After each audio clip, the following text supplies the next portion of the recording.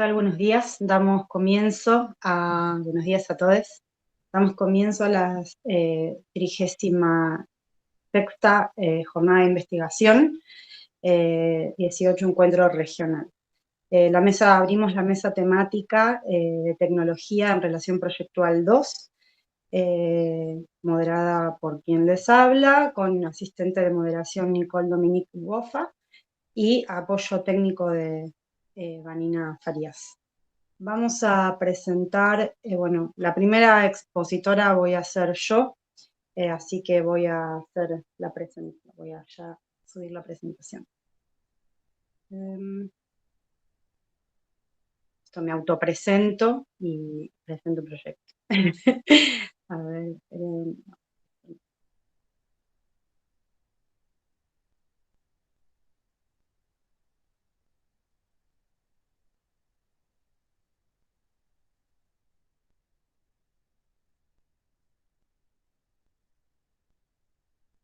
¿se ve bien ahí? Sí. Ay, esperen que Sí, se ve.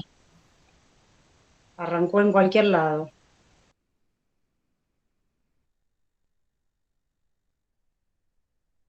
Ahí está.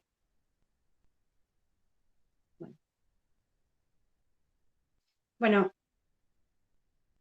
este escrito tiene el propósito de indagar, digamos, en las categorizaciones formuladas a ver, un segundo, ¿no?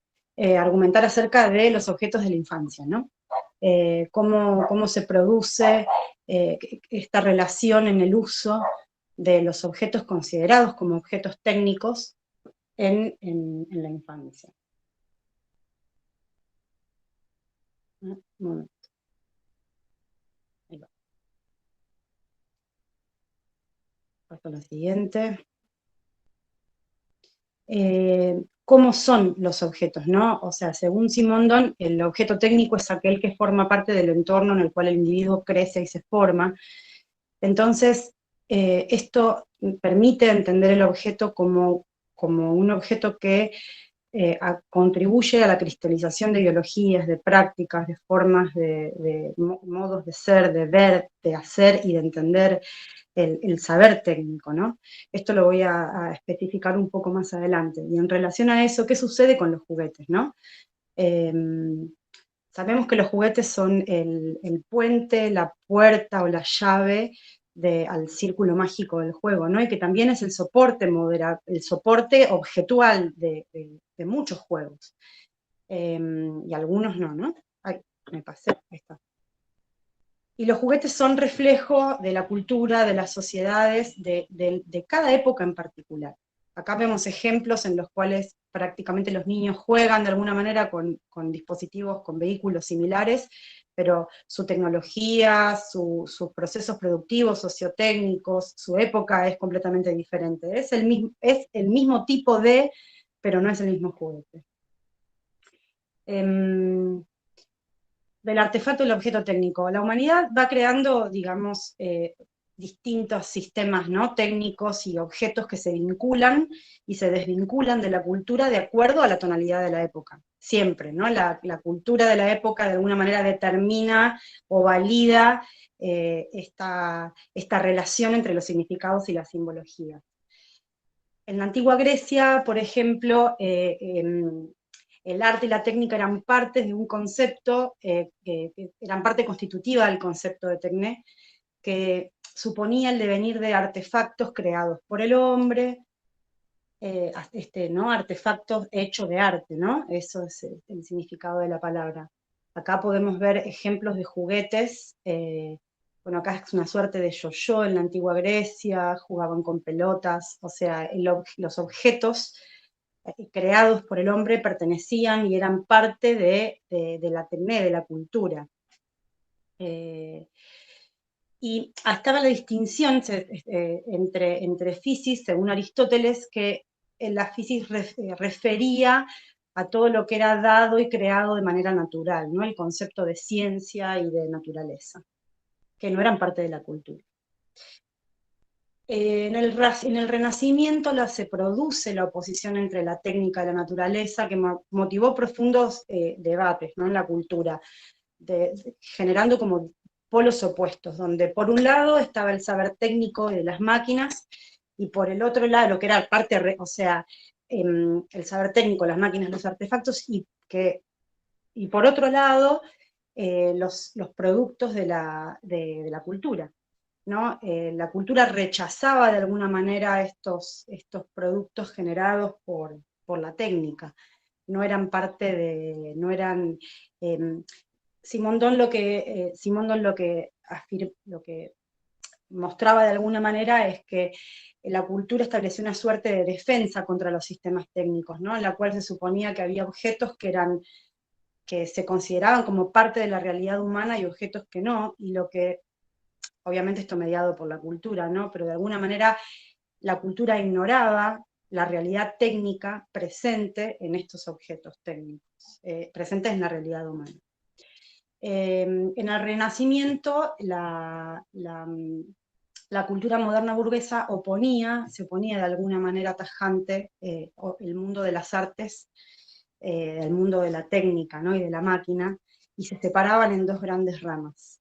Y esta separación alcanzó productos de ambos universos, generando, digamos, como una especie de atrincheramiento, ¿no?, de valoraciones, donde había objetos que eran partes de la cultura y que se consideraban parte de la humanidad y de la cultura, y objetos que no. O sea, lo estético, por un lado estaban los objetos, por el lado lo artístico, ¿no?, lo estético, lo cualificador, lo blando, y por el otro lado lo cuantificable, lo científico, ¿no?, lo cuantificable, que no era parte de la cultura. Pero no obstante, había grises, ¿no?, porque eh, sin embargo teníamos objetos como en el caso de, bueno, en esta época se gesta el concepto de vulgar, ¿no?, considerando los objetos técnicos se consideraban como objetos serviles y neutros, obviamente que no eran parte de la cultura, pero tenemos casos como las muñecas Fashion Doll, como vemos acá, que si bien ay, se me pasa, que si bien son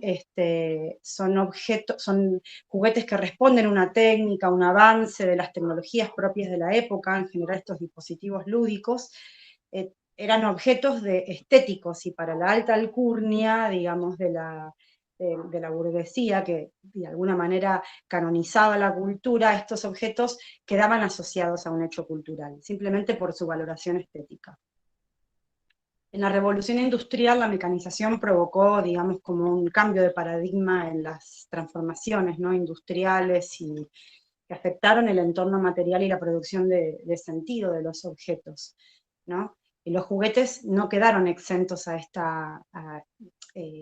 digamos, no quedaron exentos a esta discusión, y de alguna manera fueron reflejos de las sociedades. Acá vemos objetos, el praxinoscopio, y después más adelante vemos la linterna mágica, que si bien no eran objetos considerados como juguetes, formaban parte de la técnica, ¿no?, pero que en ese momento no eran considerados tampoco patrimonio de la cultura.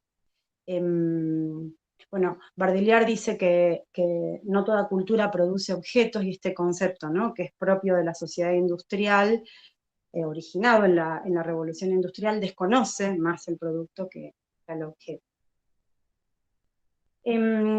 Esta distinción, ¿no?, entre el arte y la técnica se consagra teóricamente y técnicamente de alguna manera con la Bauhaus, con el advenimiento de la Bauhaus, que fue como una suerte de motor y despegue para este pasaje o mutación de la significación, ¿no?, de partir del artefacto al objeto y entender el objeto como un proceso de semantización, ¿no?, y de transformación del entorno.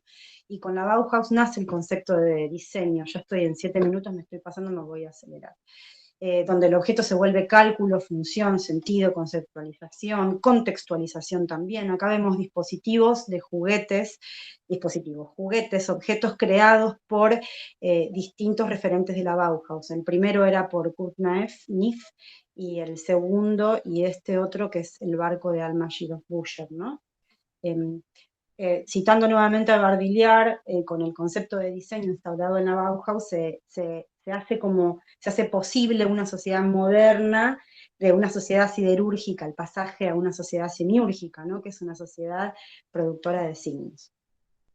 Hay un autor que es muy interesante que se llama Flusser, que hace, digamos, como todo un desglose etimológico de la relación y del concepto de la palabra diseño, donde reúne, digamos, para justificar y argumentar esta unión de la técnica, ¿no? Que no están la técnica y el arte separados, que es parte de la cultura, hace un desmenuce etimológico de la palabra ars, articulum, articulum que del latín viene de girar en torno a sí, y la palabra Kund, que significa arte, donde ahí acá se supera un poco la relación, esta dicotomía de la antigüedad.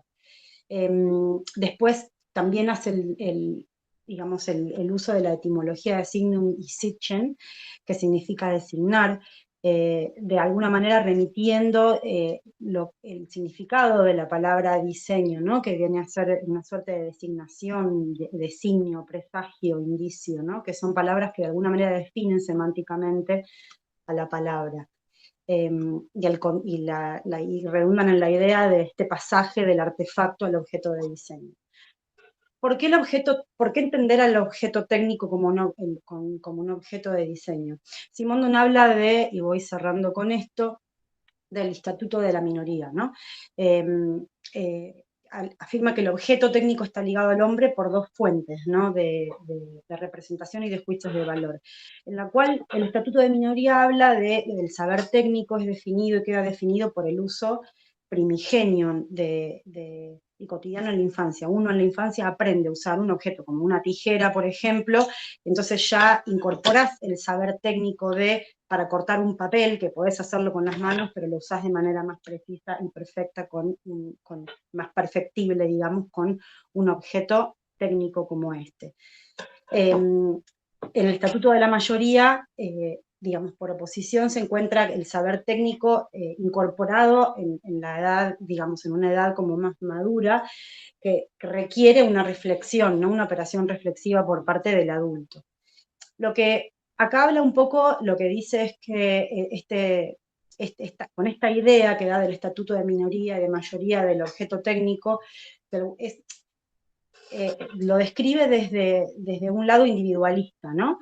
Pero lo interesante es ver qué sucede con el objeto técnico en la infancia, qué sucede con el aprender a usar objetos, o sea, eh, en la temprana edad, ¿no? Lo que dice Simondon es que el saber de la técnica varía en relación a los sujetos dispuestos al aprendizaje de la misma, y que estos conocimientos en la infancia luego persisten. De alguna manera lo que está queriendo decir es que no se adquieren de la misma manera en la adultez que Uno puede aprender a andar en bicicleta, pero lo que uno aprende en la infancia no se lo olvida nunca más, jamás. Y con esto, de alguna manera, pongo el ejemplo de Friedrich Froebel, que de alguna manera lo que hizo fue incorporar el estatuto de la minoría en la formación técnica y también artística a mediados del siglo XIX. Froebel fue un pedagogo que creó el Jardín de Infantes, el Kindergarten, e incorporó esta formación técnica y artística en varias generaciones, ¿no? Creando un sistema de juegos, de juguetes que se llaman dones, fueron llamados dones, y que son conformados por bloques de construcción, pelotas, como vemos ahí, bueno, la imagen es muy buena, que incluían tabletas coloradas con diseños, bloques, papeles para armar construcciones, bloques de construcción. Generaban un sistema de productos que permitían con ellos educar y autodirigir a las niñas para potenciar el desarrollo, ¿no? De cada uno hacia actividades creativas, artísticas, arquitectónicas, y bueno, permitir observar el entorno. Lo que quiero destacar con estos juguetes, con estos dispositivos, ¿no? Lúdicos de objetos técnicos creados por este pedagogo, que fueron el kindergarten se mantuvo a ver, el kindergarten se constituyó a fines del siglo, a mediados del siglo XIX, con lo cual en 1837 se constituyó más o menos, con lo cual, o sea, varios de los docentes que posteriormente fueron docentes de la Bauhaus, fueron estudiantes en el kindergarten, con lo cual de alguna manera podemos establecer ese cruce, esa relación que establece del objeto técnico en el Estatuto de la Minoría de Simondon, ¿no? De que habla de la importancia de formarse técnica y culturalmente con los objetos desde la primera infancia. Bueno, Simondon hablaba del proceso como un proceso de individuación, pero en realidad la individuación evoluciona en la civilización, no en la humanidad, como un aprendizaje colectivo, y tramando como una red, ¿no?, de formación técnica a las personas y a la humanidad. Bueno, y para cerrar, la técnica es una realidad humana, es parte de la cultura y crea un lenguaje propio que es el diseño, que arroja significaciones, conceptos que dialogan entre sí y se cristalizan. O sea, de esta manera podemos entender, ¿no?, la función importante que tienen los juguetes como objetos técnicos formadores de la infancia, de la cultura y de la técnica de la sociedad. Bueno, me pasé un poco. Muchas gracias.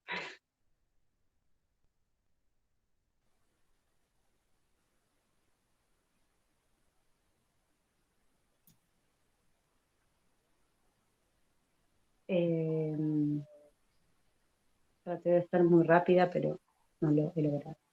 Bueno, pasamos ahora a la ponencia de los autores María Laura Garrido, Florencia Fuentes, Julieta Oyserovich, Rocío Sarabia Rampín, con el título del Diseño del material educativo a través del tiempo, el caso de los manuales para el primer ciclo durante 1940 y 2020 en Argentina.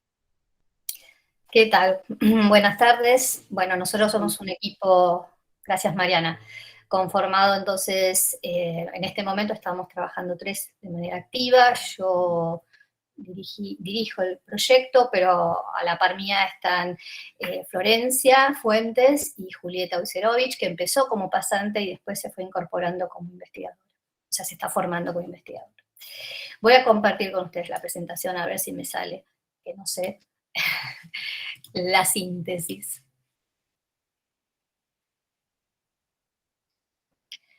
Bueno, la conformación del material didáctico entre el impreso y la pantalla. ¿Están viendo la pantalla? Pues yo ahora no los veo a ustedes. Sí, se ve. Perfecto. La práctica escolar primaria en crisis durante la pandemia 2020 en la Argentina. Bueno, el tema. Una de las prácticas sociales más complejas es la educación institucionalizada. En su vinculación con la educación, el diseñador gráfico y editorial se ocupa de la transmisión de ciertos saberes dentro de un marco que condensa los valores sociales y culturales propios de la práctica educativa. Esta acción supone el conocimiento tanto de las gramáticas de producción como las de reconocimiento de la construcción de la información graficada. Nosotras nos vamos a ocupar de qué pasa con esto, ¿no?, de la producción de sentido dentro del marco editorial. Estas cuestiones demuestran que estamos ante un momento que requiere pensar la visualidad de la información en el marco de los cambios de la producción y la circulación del conocimiento derivado de la expansión de la tecnología. ¿Y qué es el diseño? ¿Y qué el diseño gráfico se presenta como un actor indiscutible en este nuevo escenario? Desde este enfoque, el trabajo del diseñador actúa como un espacio y una especie de intercambio, es decir, actúa como una interfaz en términos de escolario, ¿cierto? Nuestro caso, entonces, fue el periodo escolar 2020 en la Argentina. ¿Por qué? Porque puso en tensión a esta problemática que nosotras queremos observar y nos ofreció así una oportunidad de valor para poder ver cómo se están dando estas conformaciones. La pregunta que tomamos como guía para nuestro proyecto y que le dio forma es pensar, así como la imagen se fue incorporando en el diseño de los manuales educativos, luego de la incorporación también de nuevas fuentes tipográficas en los últimos tiempos, a partir de los 80s, 90s, con el advenimiento de la tecnología. La pregunta es, ¿se está teniendo en cuenta la articulación espacial de la información como una herramienta discursiva? Es decir, ¿qué consideración se tiene respecto de estas destrezas lectoras en función de esta especie de puesta en escena, que es la puesta en página del material educativo? La justificación a nuestra pregunta tiene que ver con que ante la falla sostenida en la comprensión lectora de un amplio sector de la población estudiantil, es inminente plantearse si no se está prestando la suficiente atención a las condiciones en que la información está siendo presentada. Se suele atribuir esta deficiencia a cuestiones asociadas a los estudiantes, a sus carencias y falencias cognitivas, fisiológicas o emocionales vinculadas a situaciones del contexto social, pero sin embargo no se han puesto en tensión las condiciones en que estos materiales son elaborados atentos precisamente a la diversidad de sus lectores. Nos estamos refiriendo a la diversidad de lectores en términos etarios, fundamentalmente. Hago un insert. Nosotras estamos observando el primer ciclo, es decir, lo que pasa con el material de estudio, ahora vamos a ver, del primer ciclo de primaria. El diseño del material de estos artefactos es una de las variables a considerar en la tarea transmisora, una tarea que se resuelve desde una mirada inter y transdisciplinar en la que el diseñador tiene que estar incluido. Nosotras planteamos el manual, ¿no? El manual educativo, el manual en términos como herramienta de trabajo situado dentro del aula, que condensa las informaciones y los aprendizajes que se deben incorporar para ver cómo fue su desarrollo, ¿no? En el tiempo. Y poniendo en tensión esto que les decía recién de qué pasó en el 2020 acá en la Argentina, ¿no? Por esto de ver que justamente se manifestó su actuación. Y bueno, pusimos en escena una suerte de mapa de actores para poder abordar el caso, ¿no?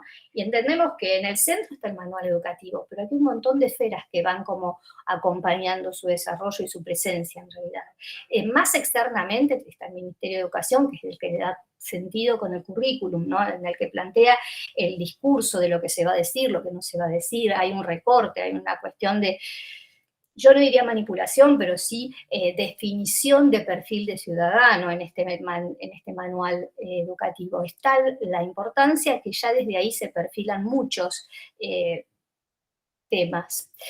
Después, en otro círculo un poco más cerrado, se encuentran en un mismo espacio los ilustradores, la editorial, los diseñadores, los que se encargan de la parte de marketing, los editores y los comerciales, es decir, aquellos que distribuyen por un canal todos estos manuales. Más cercano al objeto, lo que tenemos es el círculo que condensa a los alumnos como usuarios meta, a los docentes y a las familias. Y en el centro, bueno, este manual que contribuye a toda esta dinámica.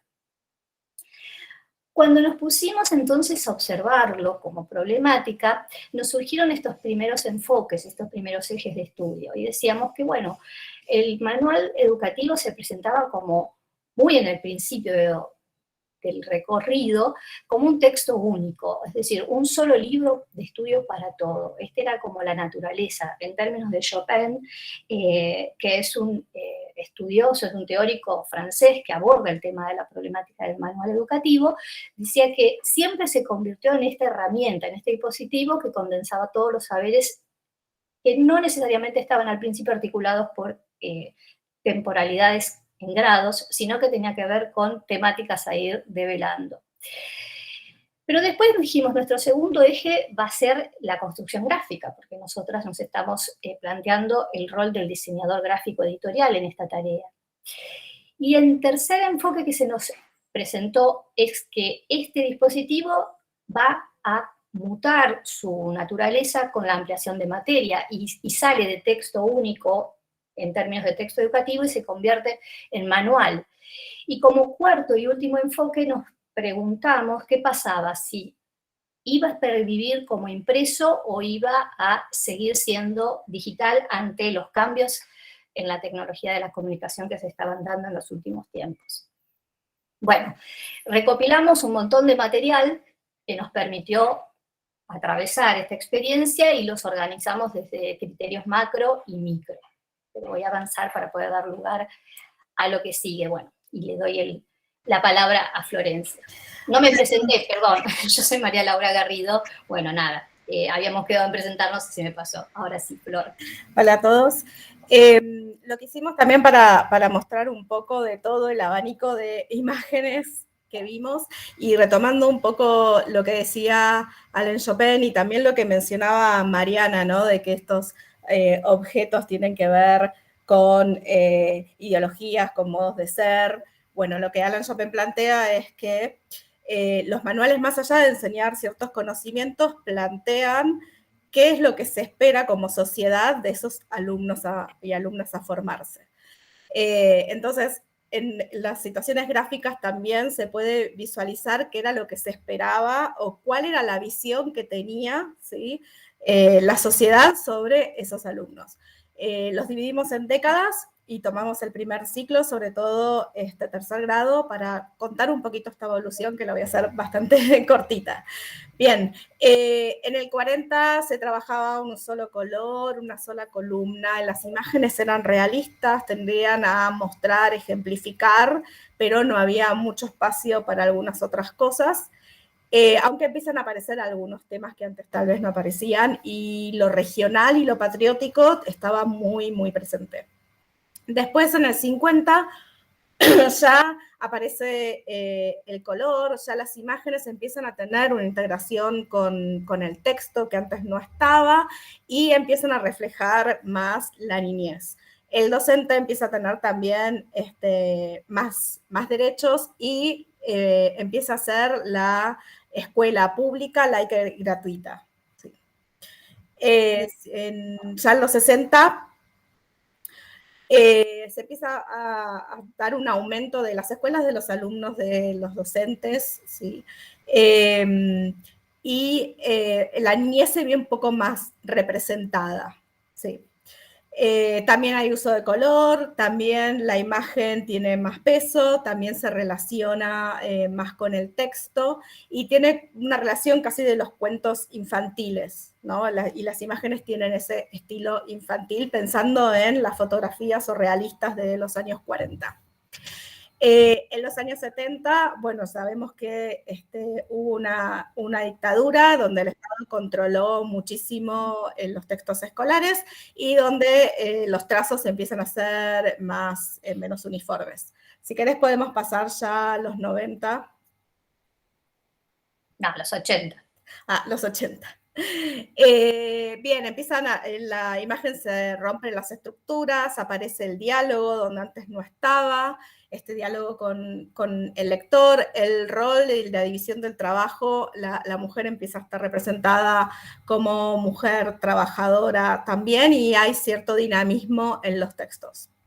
Ya en 1990 ya se empieza a ver dos columnas, desde los 80 se trabajaba la tipografía sans serif, empieza a estar cruzado el texto escolar por todas estas cuestiones como lo que se pide desde el currículum, las editoriales, la lógica del mercado, empieza a haber colecciones también, porque, bueno, los docentes no son todos homogéneos en lo que quieren, entonces empiezan a aparecer colecciones. La calidad de la educación se deteriora, se acordarán algunos y algunas de la escuela comedor, la carpa blanca, bueno, fue un momento donde los docentes estaban en lucha. Ya en el 2000 empieza a haber múltiples ilustraciones, ya no es una misma ilustración, sino que hay varios ilustradores que están compartiendo ese material y ya empieza a haber una codificación de color y un montón de leyes de protección hacia la niñez, ESI, bueno, varias que eso sí, ya estamos todos en el mismo tema y empiezan a nacer otras editoriales, ¿sí? Que tienen por ahí otras miradas respecto a los textos escolares. En el 2010 ya empieza a ser un poco más informal esa puesta en página, empiezan a aparecer cuadros de diálogo para guiar la lectura, está el programa Conectar Igualdad, ya se empiezan a establecer diferentes jerarquías y hay cambios en periodos más cortos de esos materiales. Y ya en el 2020 bueno, empieza a aparecer otro tipo de materiales que ya estaban en circulación y cambia el contexto del manual, que ya no está en un contexto de un aula con un docente como mediador, sino que se empieza a utilizar las casas, dado, ¿no?, la cuarentena obligatoria. Así que ya doy paso a la última parte. Bueno, con todo este relevamiento de información que les contaba recién Flor, nosotras también lo fuimos construyendo con el aporte de entrevistados y de encuestas. Es decir, nos valimos de estos dos recursos para poder enriquecer nuestra mirada y tuvimos entonces la suerte de contar con investigadores y diseñadores editoriales que se sumaron al proyecto y que nos regalaron su mirada y su saber para poder trabajar. Y después elaboramos unos instrumentos de análisis que son algunas encuestas para docentes de primaria, a tercer grado de manera anónima. Bueno, las personas que nos visitaron, es una manera eufemística, ¿no? Porque siempre fue a distancia, en forma remota, pero los convocamos y se sumaron. Tuvimos a la doctora María Soledad Balsas, que es investigadora de CONICET, que se especializa en el tema de educación. Ahora está trabajando muy específicamente el tema de la inmigración, pero durante mucho tiempo trabajó el tema de la educación y bueno, se acercó a nosotras y nos contó su mirada, ¿no?, respecto del periodo 2020 y lo que ella había recogido en términos de investigación del material de estudio, en el caso específico del manual educativo, y nos dijo que para ella, según su mirada, el manual de texto es irreemplazable. En segundo término tuvimos a la visita de Valeria Bisuti. Valeria es una diseñadora gráfica egresada de la casa que se desempeña desde hace mucho tiempo con una vastísima experiencia en el campo editorial, específicamente en el campo editorial de la educación. Y ella entonces, ella nos relató un poco su manera de procesar estas construcciones y cómo puso en valor el vínculo fuerte que tiene que haber con todos los actores en el área de diseño, pero fundamentalmente el rol de la ilustración, y nos puso en evidencia al personaje como enlace didáctico, ¿no? Nos trajo eso como nueva mirada que surge muy significativamente en las últimas décadas. Y por último tuvimos a Alejandro Pescatore, que Alejandro es también egresado de la casa, magíster, y en su tesis de maestría él trabajó el tema de justamente el manual educativo. Yo tuve la suerte de conocerlo también cuando estaba haciendo la maestría de ICOM, y bueno, Alejandro fue un poco más crítico en su mirada, poniendo en crisis qué pasa con el rol de ese usuario meta, que es el niño, el chico, ¿no?, el alumno, el estudiante, porque está súper atravesado y mediado por padres, por directivos, por editores, por marketing, y él justamente le pone mucho peso a esa decisión y se cuestiona quién es el lector modelo o destinatario final. Y ahora, bueno, paso a Julieta, que les va a contar un poco este otro costado de nuestra investigación. Ya estamos en tiempo, así le damos tiempo a los demás exponentes. Volamos. Pasamos un poquito. Perdón. Así que no pasa nada. Ahora lo Pero digo. Gracias, sí, me puse acá y no funcionó. Bueno, esto lo hicimos a partir de una encuesta a diferentes docentes y notamos que aumentó en la pandemia el uso de las plataformas digitales, los recursos audiovisuales y también todo lo que es fotocopias o escaneos que se alejan de lo que es el manual por la pandemia. También, si quieres, Lau, pasa. También relevamos las editoriales que se utilizaron durante la pandemia, que acá está relevado, y también eso que hay muchos que no usaron manual y también usaron material de producción propia.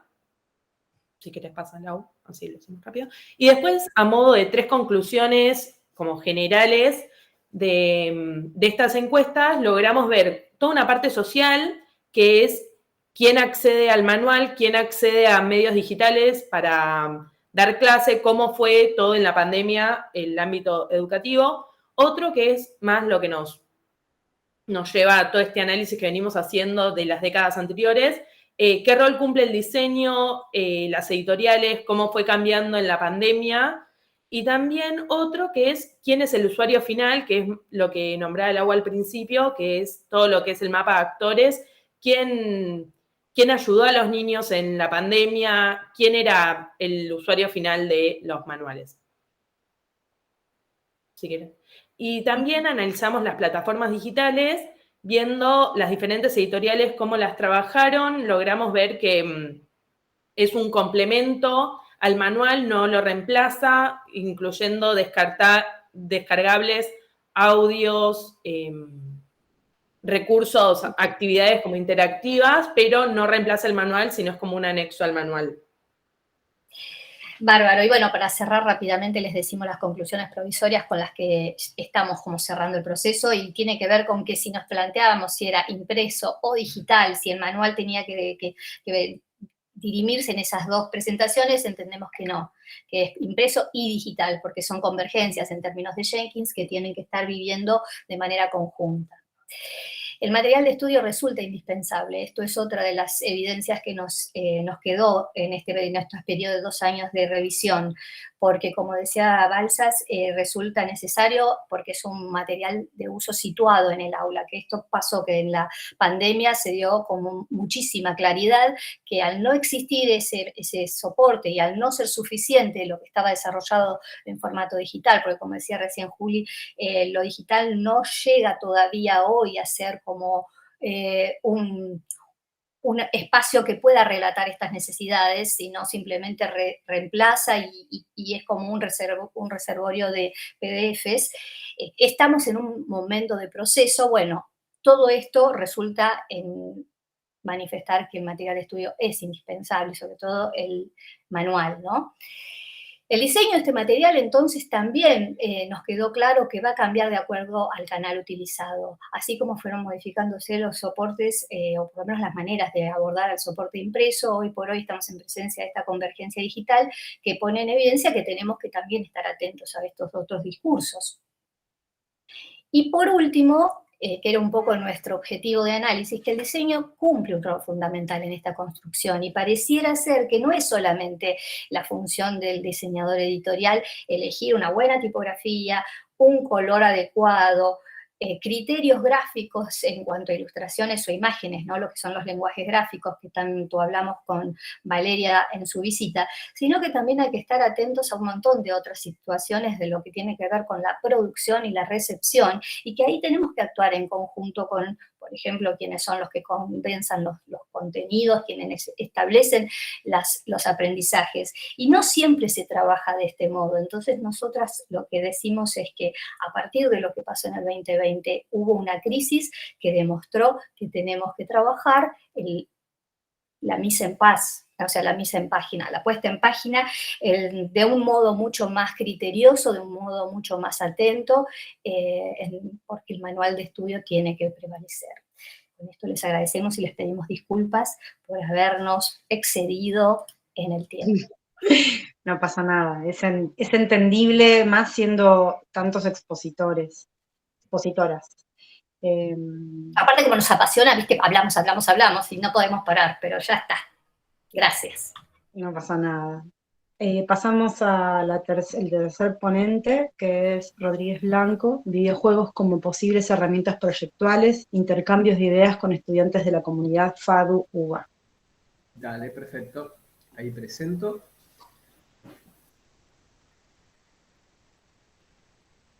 Bien. ¿Ahí se ve completo? Se ve. Perfecto. Sí, se ve bárbaro. Sí, Bueno, perfecto. Gracias por la presentación. Soy arquitecto, docente de historia en FADU, maestrando en la MEUAL, también en FADU. Y bueno, toda mi vida jugué a los videojuegos. Por lo que este trabajo busca un punto nexo entre estos intereses con una doble mirada. Por un lado, cómo es la relación de estudiantes y jóvenes arquitectos y arquitectas de FADU con los videojuegos. Y por otro lado, cuáles podrían ser las posibilidades de algunos videojuegos como herramienta proyectual y de enseñanza. Para empezar, una estudiante comentó que cuando era chica jugaba a The Sims, un simulador de vida derivado del Tamagotchi de la década de 1990, en el que creas a una familia, construyes su casa, le conseguís empleo, los haces estudiar, que sigan su vida hasta una próxima generación, y que es una especie de laboratorio humano entre una casa de muñecas y The Truman Show. La particularidad es que esta estudiante solo construía las casas y luego se las dejaba a su hermana para que ella jugara con los Sims, la familia creada.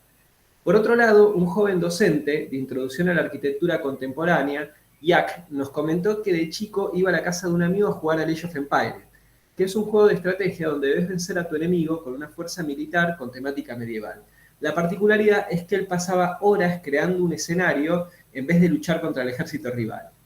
Desde chicos jugaban a estos juegos y en vez de enfocarse en el objetivo propuesto por él mismo, se basaban en ciertos aspectos aparentemente secundarios que les permitían relacionarse con el territorio y la arquitectura de manera creativa. Entonces, para hacer este trabajo realizamos una encuesta anónima y online a 73 personas que estudian o han estudiado en FADU, en su mayoría relacionados con la disciplina arquitecto urbanística. En esta encuesta el 75% tenían entre 17 a 25 años y el 16% entre 26 a 35. De las 73 respuestas, un 74% ha jugado algún tipo de videojuego que consideran que está relacionado a la arquitectura o el urbanismo, y de este 74, entre el 72 y el 66%, dependiendo del videojuego, dicen haberse sentido inspirados por el juego Entre Mucho y Algo para interesarse por la arquitectura y el urbanismo. Además, sabemos que en la facultad, al menos una cátedra de introducción a conocimiento proyectual, materia del CBC, ciclo básico común de la carrera, utiliza el videojuego Minecraft, juego de construcción al estilo de ladrillos Legos, y una cátedra de PU, proyecto urbano, materia de quinto año y último de la carrera de arquitectura, utiliza el videojuego SimCity, juego de construcción de ciudades, como parte de sus estrategias pedagógicas y probablemente no sean las únicas.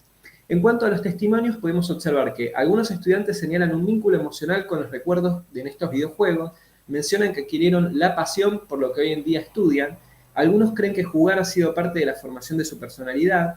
Fuera del ámbito de los videojuegos, hay otros que recuerdan cuando en la carrera les hicieron hacer puentes con fideos, torres con palitos de helado, o observar el funcionamiento estructural en un juego de Jenga, y lo recuerdan de manera feliz.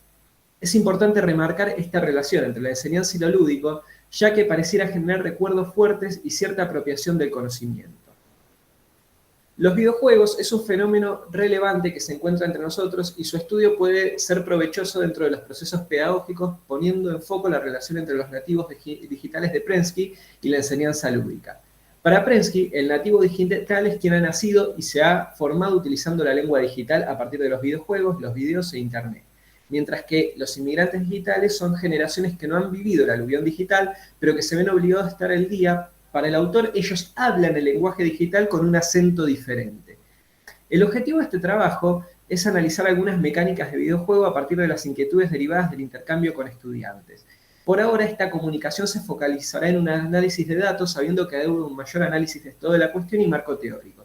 Para esto se han realizado la encuesta digital ya mencionada, 3 entrevistas que van entre semiestructuradas a abiertas, las cuales fueron grupales dirigidas a estudiantes, y se seleccionaron 3 juegos de los más mencionados para analizar sus mecánicas y contrastarlos con las entrevistas. De estos se eligieron sus últimas versiones, quedando Minecraft, The Sims 4 y Cities Skyline, los cuales veremos brevemente a continuación.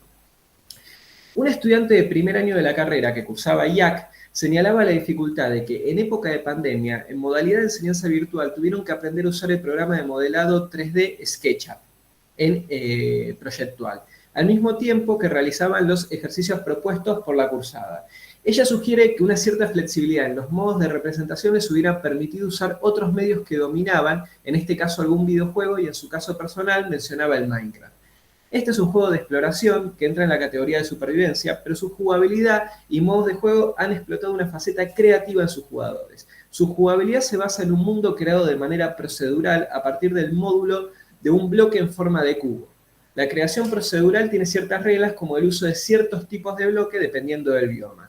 En cierta manera guarda semejanza con los tradicionales juegos de ladrillos como Lego o Rusty, solo que aquí primero se crea un mundo gigante y luego te permiten modificar ese mundo, es decir, es interactivo. Otra mecánica por resaltar es el crafteo.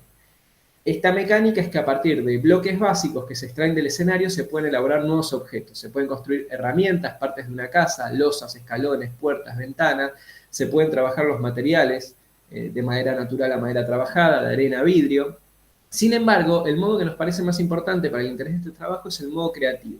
En este modo, nuestro personaje aparece en un mundo creado para la partida en el que no tendrá enemigos y se focalizará en la construcción.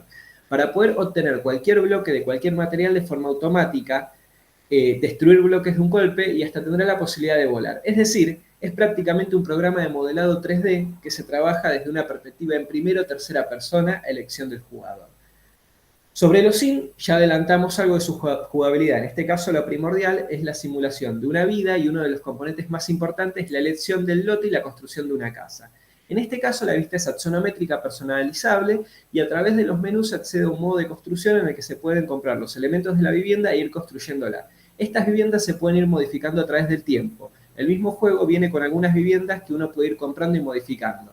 El planteo del juego es que una familia comienza con un presupuesto básico con el que podrá comprar o construir una casa pequeña, pero a través de sus éxitos económicos podrá ir ahorrando para ampliar y mejorar la vivienda. También se puede acceder a un lote vacío sin familia y construir una vivienda sin límite de presupuesto. Este modo permite trabajar libremente con todas las posibilidades del juego y en ciertos momentos guarda una relación con los programas BIM, ya que varios elementos constructivos se basan en módulos que reaccionan entre sí al ser unidos. Finalmente, Cities Skyline propone la construcción de una ciudad a partir de la construcción de sus infraestructuras y servicios básicos.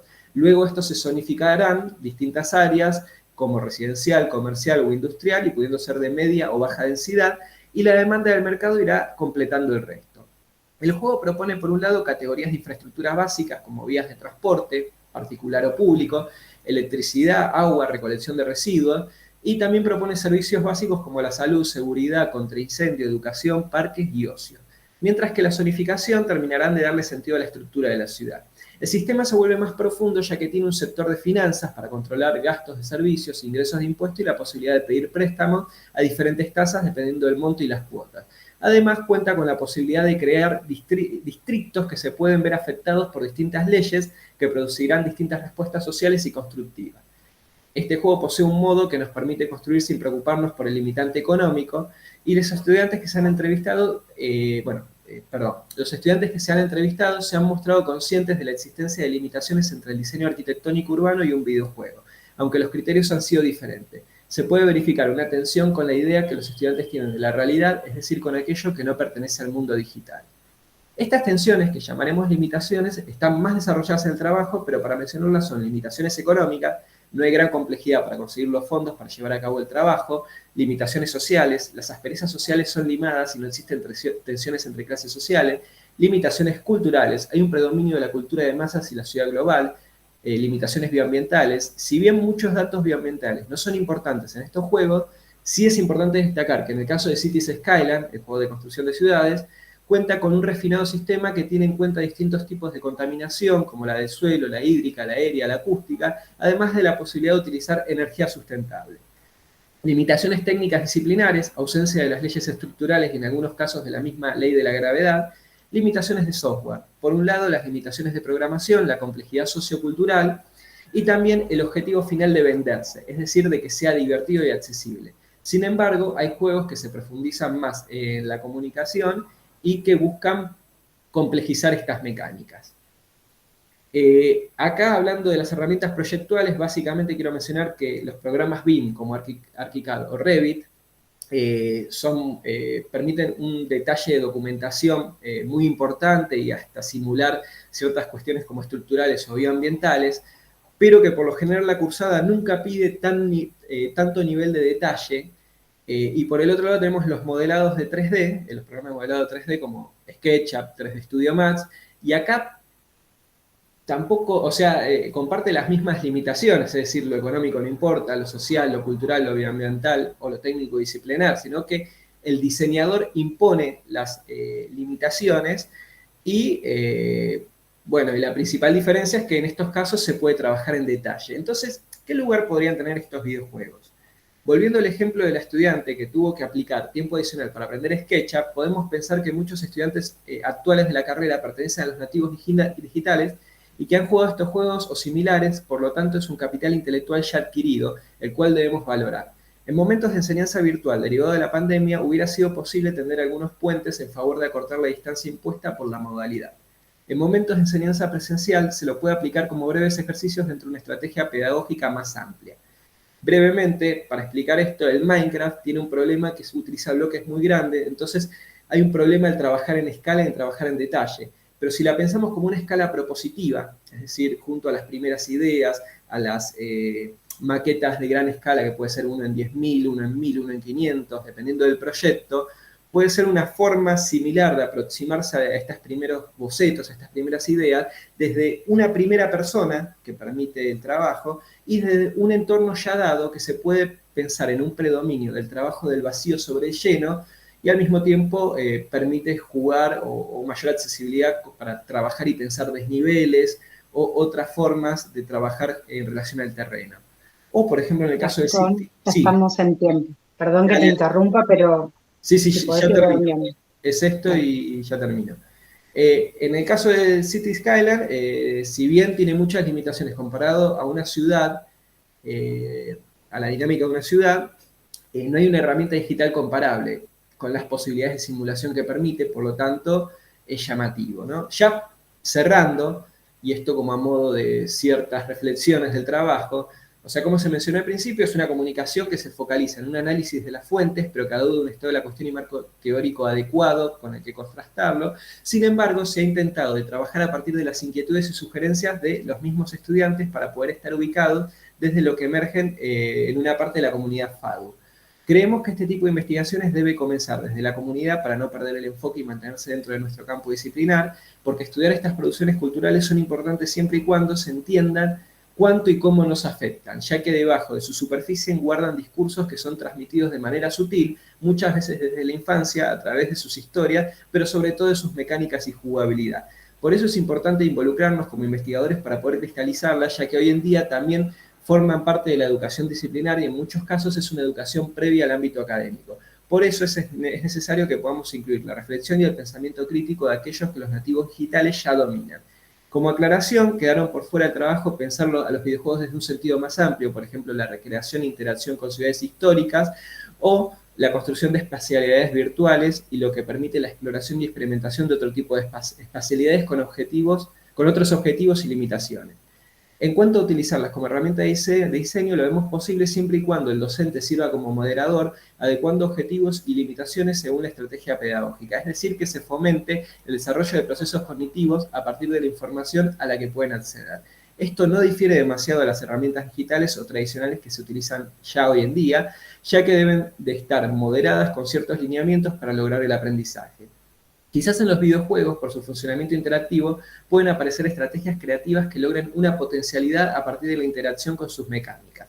En este sentido, los procesos de aprendizaje deben ser pensados de manera integral y no que sea una integración simplista que considere al consumo de un bien tecnológico como sinónimo de conocimiento.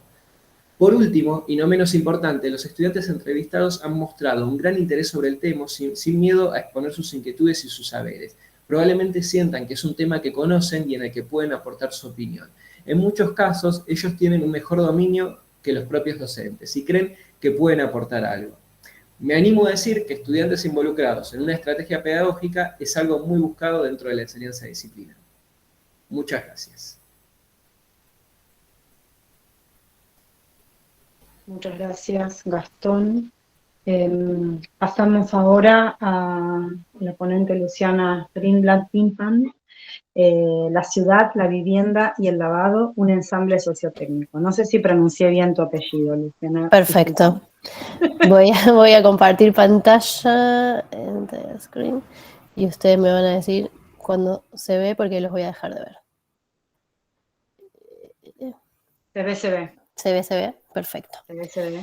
Bueno, mi nombre es Luciana Greenblatt, yo soy diseñadora industrial y este trabajo que voy a presentar ahora surge en el marco de mi tesis doctoral en el que estudio los procesos industriales, o sea, la relación entre el diseño, los procesos industriales y la tecnificación del hogar, en el caso del lavarropas argentino. Bueno, la ciudad, la vivienda y el lavado, un ensamble sociotécnico. Lo que me interesa resaltar es el marco teórico en el que estoy trabajando, que es desde la sociomaterialidad, en el que tenemos por un lado la tecnología y los artefactos y por otro lado la sociedad y la cultura que se interrelacionan y conforman un sistema sociotécnico. En lo que vamos a partir de la premisa de que las tecnologías son construcciones sociales, tanto como las sociedades son construcciones tecnológicas.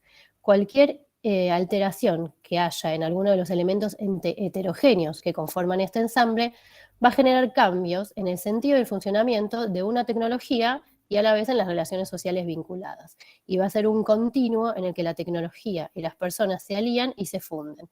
Y en este proceso todos se consideran actores, no importa si son humanos o no humanos. El lavarropas va a ser el objeto de análisis y la puerta de entrada a esta reflexión teórica por ser un producto emblemático de la cultura urbana, alrededor de la cual se transformaron los rituales y procesos de producción en el espacio doméstico desde su difusión. Tal como dije anteriormente, va a ser una combinación de capacidades tecnológicas y demandas de índole social. Comprender el impacto del diseño del producto y el peso de las actividades del lavado nos va a llevar también a una reflexión profunda sobre los procesos de tecnificación del espacio doméstico y cómo se va dando la cultura urbana. Sabemos que desde que las personas se vistieron surgió una necesidad que fue cómo limpiar esa ropa. Eso fue un proceso transversal a toda la población y a los diversos tipos de ciudades, pero no siempre van a ser iguales las respuestas, ¿no? Bueno, los orígenes, digamos, de cómo se fue dando el lavado, y siempre va a aparecer un sistema, ¿no? Van a aparecer tender, canastas, van a empezar a aparecer siempre cosas que van interactuando. Inclusive una apropiación de la naturaleza, por ejemplo, la piedra como artefacto para fregar la ropa. Inclusive van a convivir elementos que parecen modernos, no sé, aparece un tendido eléctrico de fondo y todavía lavaderos más precarios. Y a medida que las ciudades van a ir evolucionando, eso se va a institucionalizar y va a dejar de lavarse la ropa a la vera de los ríos para construir lavaderos públicos, que a medida que se va dando el avance científico y tecnológico, se van a ir complejizando, por ejemplo, con agua que sale ya desde una canilla.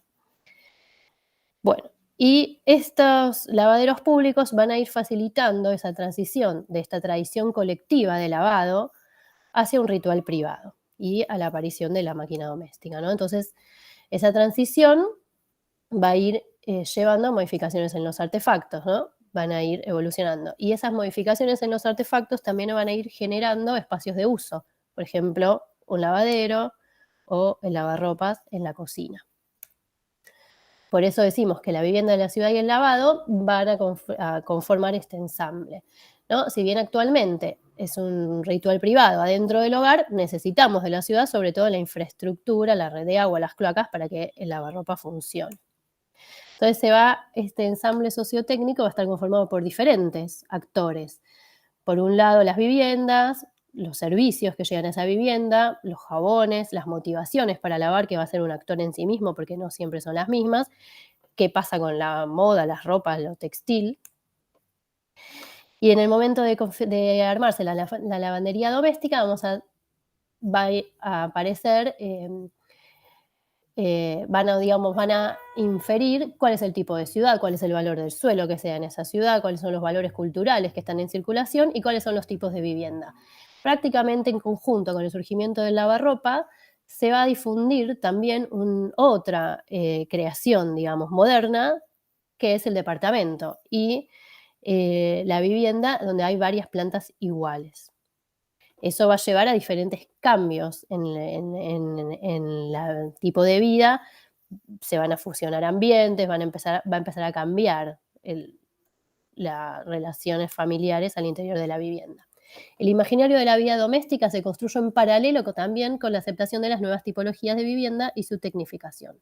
A medida que las posibilidades de consumo aumentaban, las tecnologías incorporadas al hogar fueron modificando costumbres, formas de realizar actividades e inclusive incidiendo en los modos de habitar y de relacionarse de las familias.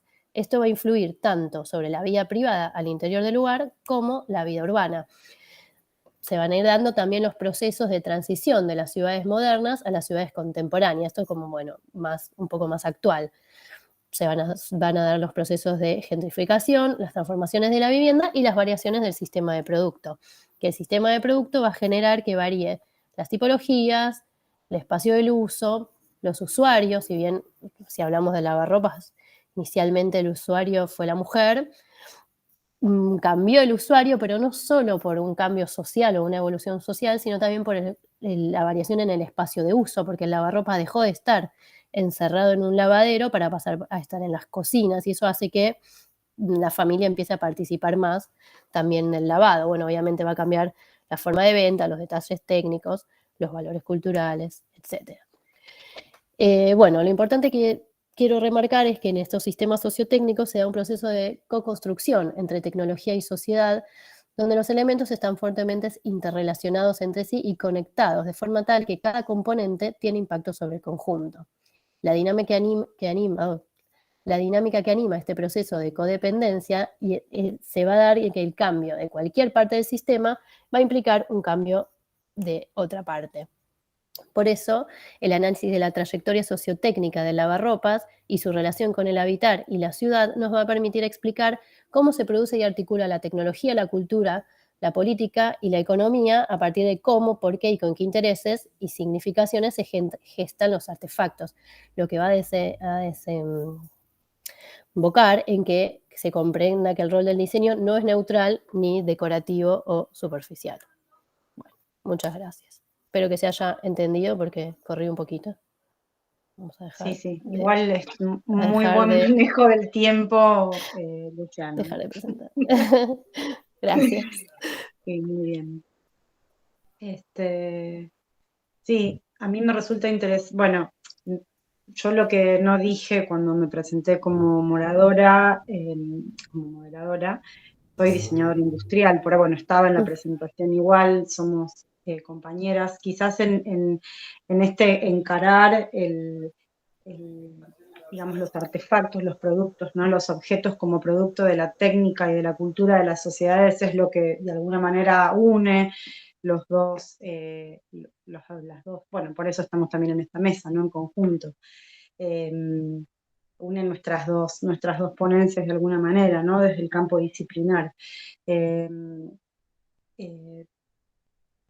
Este trabajo surge, el trabajo que yo presenté, surge como, se desprende como un capítulo de mi tesis de maestría, donde si bien involucro otras temáticas como la perspectiva de género en los juguetes, también analizo el juguete como objetos que son productos de procesos y de diseños como procesos como resultantes de un proceso proyectual de diseño y de vinculación de actores en red, tal cual, muy, muy similar al sistema que propone Luciana.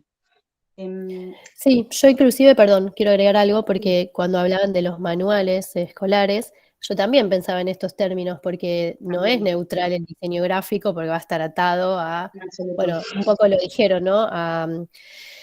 También a necesidades políticas, institucionales y sobre todo no va a ser solamente estilístico, que es algo con lo que los diseñadores creo que luchamos, ¿no?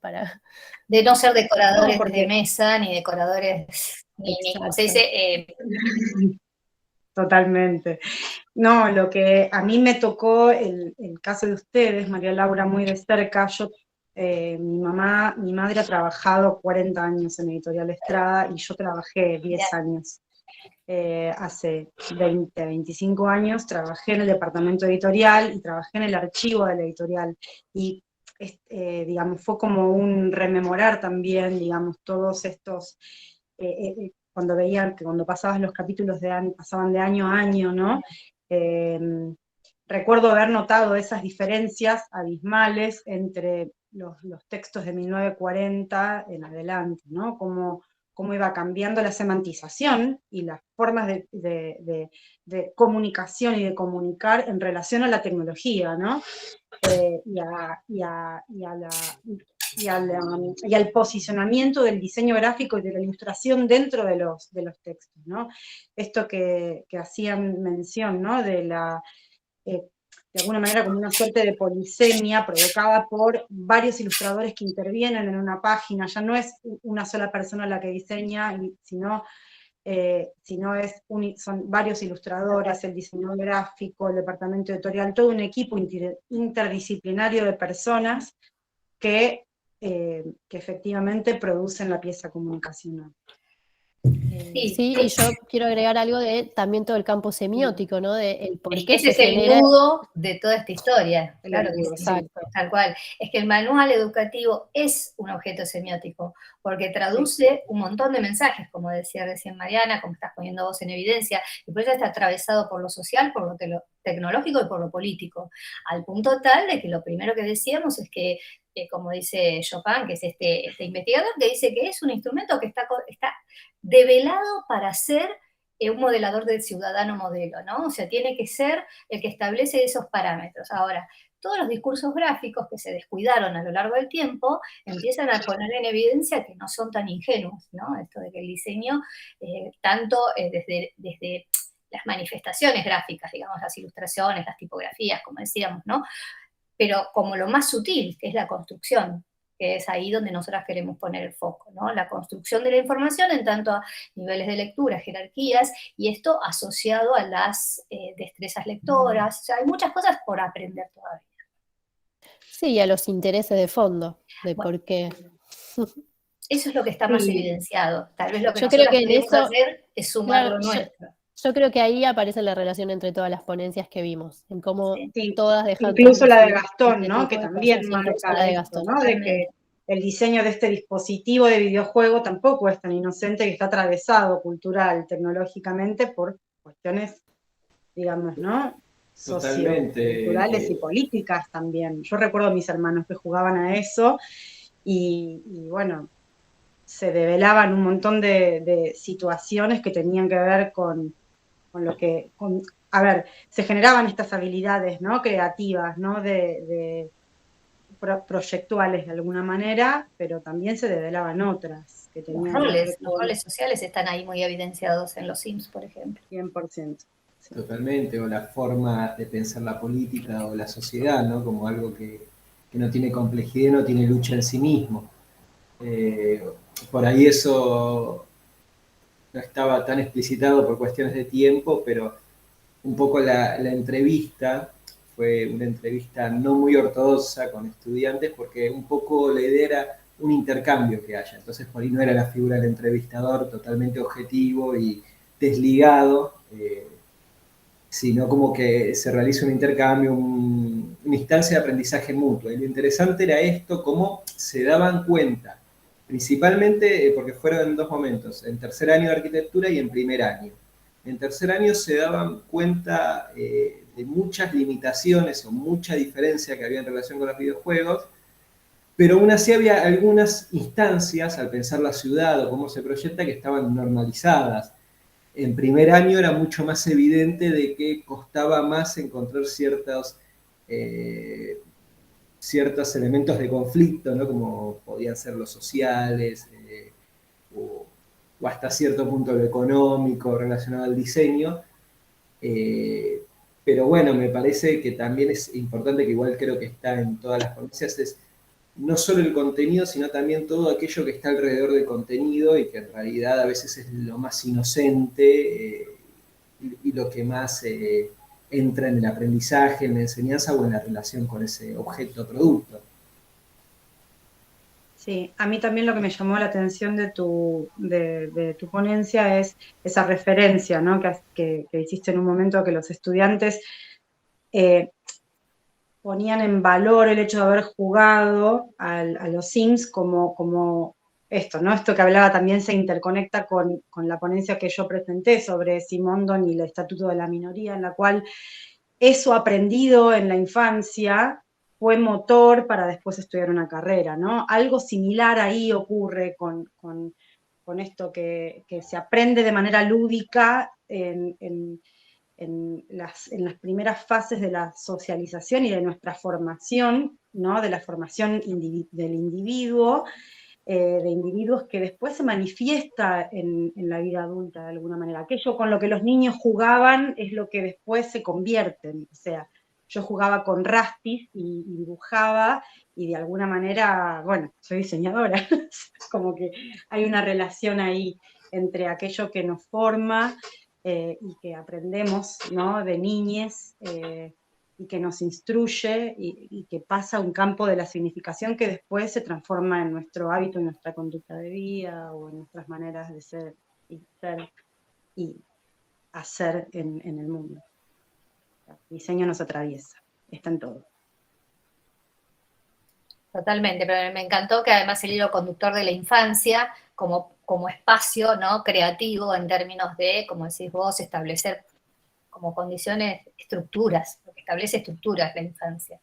Entonces prestar atención a eso de los diferentes ángulos es muy interesante, y nosotros como diseñadores, desde la arquitectura, desde lo industrial o desde lo gráfico, que somos nosotras, un equipo, cada uno de La los disciplina diseños. proyectual, sí. Exactamente, las disciplinas proyectuales tenemos el compromiso de estar atentos a esto, porque yo siempre sostengo que el diseño es fundamentalmente social. Uh-huh. Y no es neutral. Y yo tengo que agregar y tecnológico, porque no podía faltar. También. La tecnología no puede faltar. Social y tecnológico. Totalmente. Bueno, no sé si alguien quiere aportar, hacer algún aporte más, o ya creo que estamos en tiempo, o estamos bien, ¿no?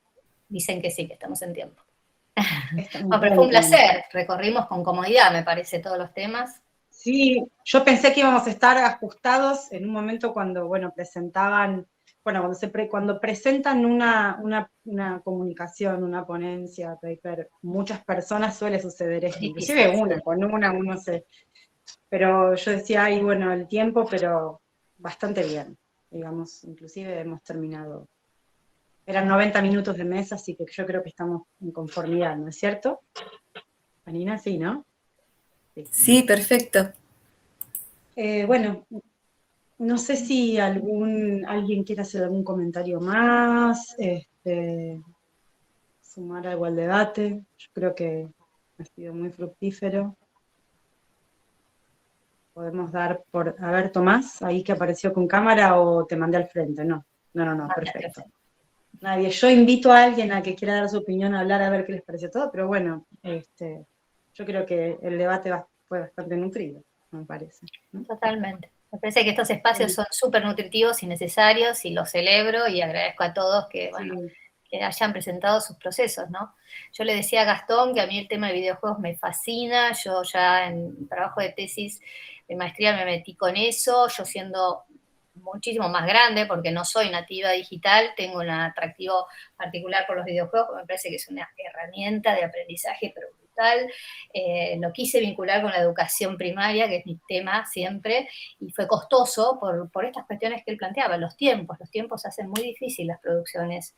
La tecnología asociada al tiempo, en términos de que, por ejemplo, desarrollar un videojuego para una determinada instancia o infancia, bueno, requiere de un tiempo de producción en donde después, además los dispositivos de ensamble de estos videojuegos, complejo, muy complejo. O sea, mi objetivo tal vez fue como más trasladar que concretarme o darme una respuesta. Pero me pareció fabuloso y me encanta verlo a él, que está planteándolo desde un escenario mucho más real. Así que esto es la vidriera que tiene estos encuentros, ¿no? De poder ver lo que se está haciendo. Sí, generar lazos, ¿no? También oportunidades de encuentro con otras disciplinas. Uh-huh. Bueno, yo para agregar algo, a mí me resulta también súper interesante el tema de los videojuegos. De hecho, yo estoy haciendo la materia de investigación en este momento con Bani, que está ahí también con cámara prendida. Y yo estoy, o sea, como que mi caso de estudio partió de los videojuegos y se trasladó, digamos, a los elementos intermediarios entre el mundo físico y el virtual. Yo soy estudiante de diseño industrial, por eso me estoy centrando, digamos, los objetos vinculantes entre los dos mundos, más que el impacto de uno en el otro. Por eso me interesaba también poder pispear ahí tu tesis, María Laura. Te la paso. Me estaré comunicando. Buenísimo. Dale. Hola, yo quería agregar una cosita, soy Valeria Bisuti. Sí. Y en relación con los juegos y la educación, como por lo menos en los últimos tiempos nos estuvieron capacitando en la empresa en la que yo trabajo, cómo la gamificación se está metiendo en la educación, y también cómo a futuro tenemos que empezar a ver todo lo del metaverso también aplicado a la educación. Y eso va a explotar en unos años y va a ser enorme. Y cómo todo lo del storytelling unido a esas dos cosas se puede aplicar en educación. De hecho, hay universidades en Estados Unidos que empiezan a enlazar todos estos temas y es muy, muy interesante. Nada, me quedé ahí conectando todo en la cabeza. Yo, bueno, quiero sumar algo. Actualmente, bueno, yo soy diseñadora gráfica y actualmente, o desde el 2018, estoy maquetando cursos de e-learning, pero más que para ir para educación primaria, es para ir para educación dentro de determinadas empresas. Y el funcionamiento hasta ahora, he trabajado con varios clientes, es quien arma el guión de ese curso es lo que se llama instructional designer, que viene del lado del área de la educación, y muchas veces, digamos, en muchos casos empecé a notar como la falta de trabajo coordinado, digamos, a la par con un diseñador gráfico, genera algunas cuestiones que tal vez para los usuarios de esos cursos o quienes van a interactuar con esos cursos, sería como importante poder tener esa mirada del diseñador gráfico, que justamente no es quien va a dar un lenguaje gráfico solamente, sino como que va a aportar un conocimiento que es mayor. Y para mí, digamos, sería muy interesante que la persona de educación trabaje a la par con el diseñador gráfico. Eso. Sí, los procesos productivos de conformación de cualquier pieza digamos, de diseño, digamos, enriquece con la transdisciplina de alguna manera, ¿no?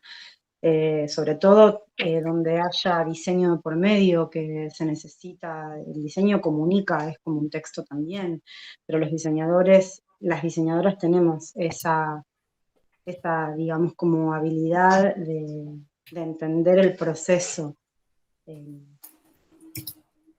¿no?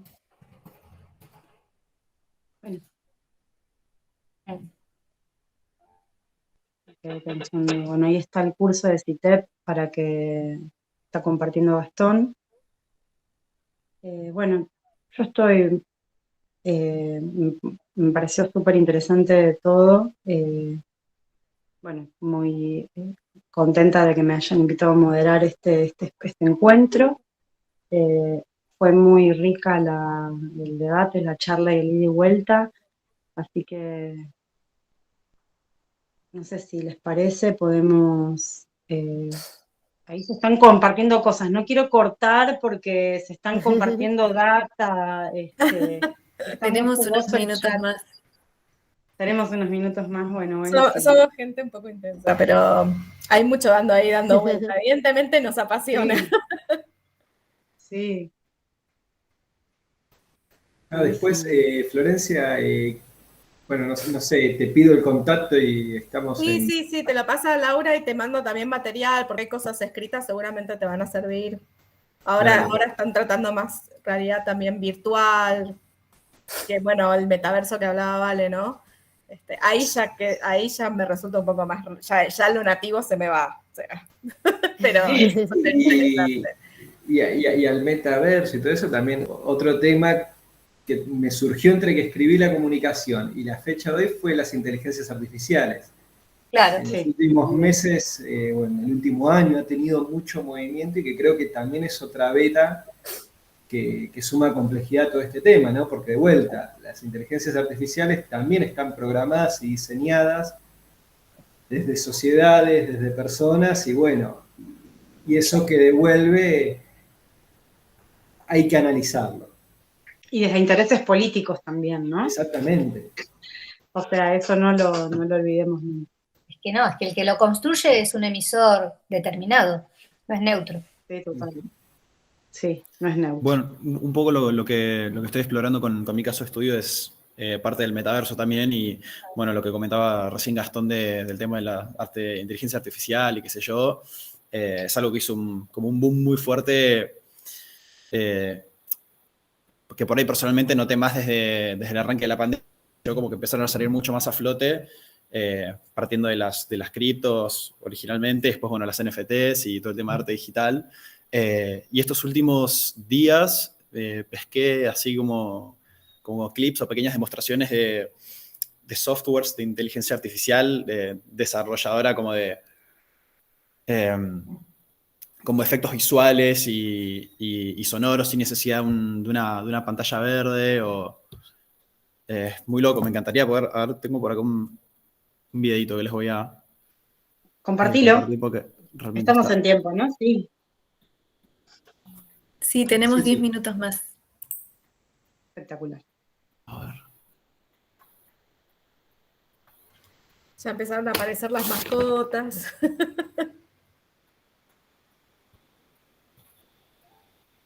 No, algún link.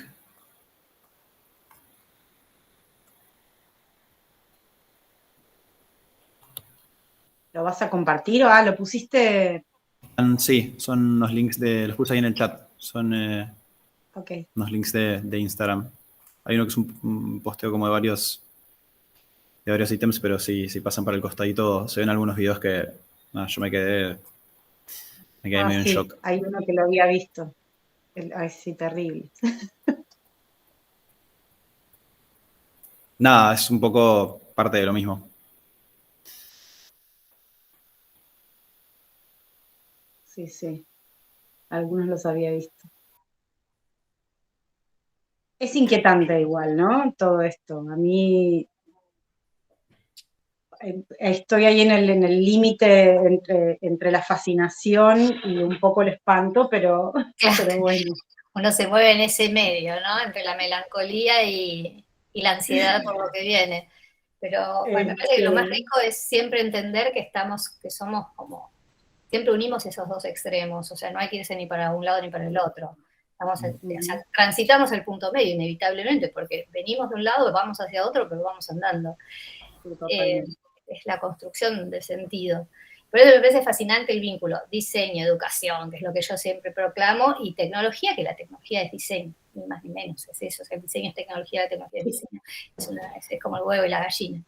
Pero me parece interesante salir del lugar de decoradores, como decíamos hace un rato, salir hacia la sociedad. Por eso es que nuestro proyecto lo que propone es tomar conciencia del rol del diseñador, no solo como un decorador de páginas, sino como un constructor de sentido asociado con los otros actores, por supuesto. No es que uno se proponga como la estrella, pero no como una simple terminal.